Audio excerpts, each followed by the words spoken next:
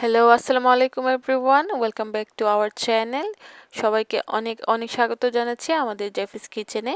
আজকে শেয়ার করব আপনাদের সাথে খুবই সিম্পল অ্যান্ড ইজি, খুবই টেস্টি একটা রেসিপি। এটা হচ্ছে চিংড়ি দিয়ে বরবটি ভুনা। খুবই ইয়াম্মি হয় খেতে। সো আপনাদের সঙ্গে আজকে এই রেসিপিটা শেয়ার করব। আশা করছি সবার খুবই ভালো লাগবে। সো আমি নিয়ে নিয়েছি খুবই ফ্রেশ চিংড়ি, আমাদের লন্ডনে পাওয়া যায়, ফ্রোজেন না, এটা খুবই ফ্রেশ চিংড়ি এবং ফ্রেশ বিনস। আপনারা দেখতে পাচ্ছেন আমি 2 টেবিল স্পুন অয়েল অ্যাড করে নিয়েছি একটা প্যানে, এবং হালকা একটু গরম হয়ে গেলে তারপর আমি দিয়ে দিব হচ্ছে পেঁয়াজ কুচি। একটু বেশ পরিমাণেই দিব, কারণ ভুনা কিংবা ভাজিতে একটু পেঁয়াজ বেশি দিলে খেতে ভালো হয়। এবং একটু লবণ দিয়ে দিব যেন পেঁয়াজটা একটু সফট হয়ে আসে, এবং কিছুক্ষণ নেড়ে চেড়ে দিব।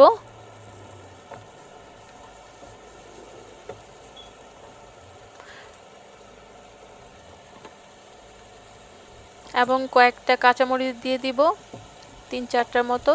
এটা ডিপেন্ডস করে আপনাদের যদি আর একটু ঝাল খেতে ভালো লাগে তাহলে একটু বাড়িয়ে দিয়ে দিবেন। আমি দিয়ে দিচ্ছি 3-4টার মতন।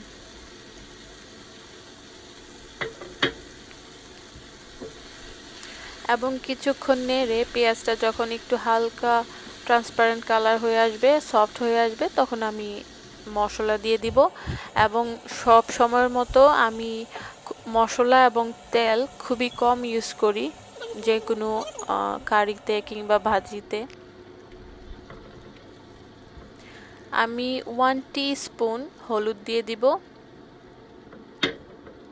এবং 1 টিস্পুন মরিচের গুঁড়ো দিয়ে দিব।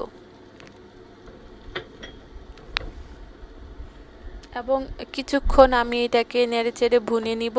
যখন মশলাটা হয়ে আসবে, কষে হয়ে আসবে, তখন আমি হচ্ছে চিংড়িটা দিয়ে দিব এবং খুবই অল্প পরিমাণে পানি দিয়ে দিব যেন মশলাটা পুড়ে না যায়।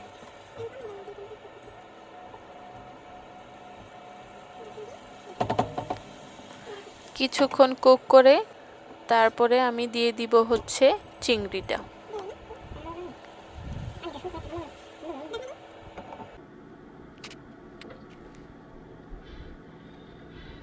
যে দেখতে পাচ্ছেন মশলাটা ভালোভাবে কষে আসছে।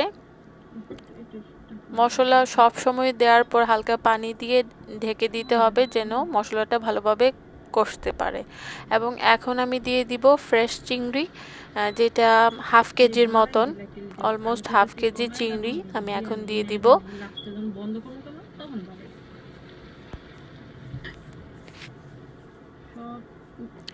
এবং আরেকটু আমি লবণ দিয়ে দিব চিংড়িতে। প্রথমে দিয়েছিলাম 1 টিস্পুন, এখন দিয়ে দিব আরেক টিস্পুন। সো টোটাল 2 টিস্পুন আমি দিয়েছি। তারপরেও যে যার স্বাদ মতো আপনারা লবণটা দিয়ে নেবেন এবং অবশ্যই টেস্ট করে নেবেন যে লবণটা কম হয়েছে নাকি বেশি হয়েছে। সবসময় শুরুতে কম দিলে ভালো হয়, পরবর্তীতে আর বেশি হয় না। এই যে আমি এখন অ্যাড করে নিচ্ছি বিনসগুলি আমি কিভাবে কেটে নিয়েছি আপনারা দেখতেই পাচ্ছেন। একটু বড় করে আমি কেটে নিয়েছি বিনসগুলি। এটা আমার মোস্ট ফেভারিট একটা আইটেম। চিংড়ি কিংবা প্রন আমার অলওয়েজ ফেভারিট। আমার খেতে খুবই পছন্দ চিংড়ি, এবং চিংড়ি দিয়ে এই বরবটি আমার খুবই পছন্দের একটা আইটেম। আমি বাসায় এটা প্রায়ই রান্না করে থাকি। এবং আমি একটু নেড়ে চেড়ে ঢেকে দিব 15 মিনিটের জন্য। মাঝখানে দেখতে হবে, একটু নেড়ে চেড়ে দিতে হবে যেন এটা পুরো লেগে না যায়।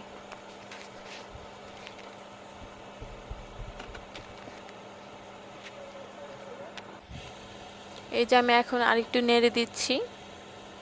এটাতে পানি দেওয়ার আর প্রয়োজন নেই, চিংড়ি এবং বিনস থেকেই যতটুকু পানি ওঠে ওইটা দিয়েই সিদ্ধ হয়ে যাবে।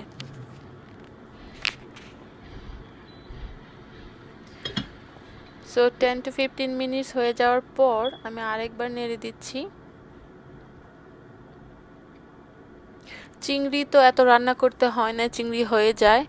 আর বরবটি হচ্ছে যতক্ষণ না আপনার মনে হচ্ছে সিদ্ধ হয়ে যাবে ততক্ষণ পর্যন্ত রান্না করবেন। সো এই যে আমার রান্না হয়ে গেল চিংড়ি বরবটি ভুনা কিংবা চিংড়ি বরবটি ভাজি। সো আপনারা আপনাদের মতো করে সার্ভ করে নেবেন, গরম ভাতের সাথে খেলে খুবই ইয়াম্মি হয়। এই যে আমি সার্ভ করে নিচ্ছি। আশা করছি আপনাদের সবাই আমাদের ভিডিওগুলো পছন্দ করছেন এবং আশা করছি এই ভিডিওটাও আপনাদের ভালো লাগবে। তো যদি ভালো লাগে তাহলে আপনারা প্লিজ শেয়ার করবেন, লাইক করবেন এবং অবশ্যই কমেন্টস করবেন এবং আমাদের ইউটিউব চ্যানেলেও ভিজিট করতে পারেন ডিফারেন্ট রেসিপির জন্যে। সো আশা করছি আপনাদের আমাদের এই প্রয়াস ভালো লেগেছে। Thank you for watching our video. আল্লাহ হাফেজ।